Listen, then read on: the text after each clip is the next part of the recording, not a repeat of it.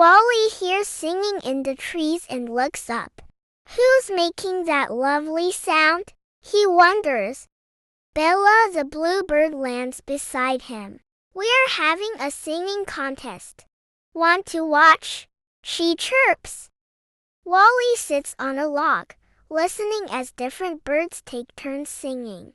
That's beautiful, he says, clapping his paws.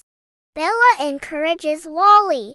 Try singing too. Wally sings softly. The birds cheer. You're a natural, Wally. As the contest ends, Bella says, come back anytime to sing with us. Wally hums happily on his way home.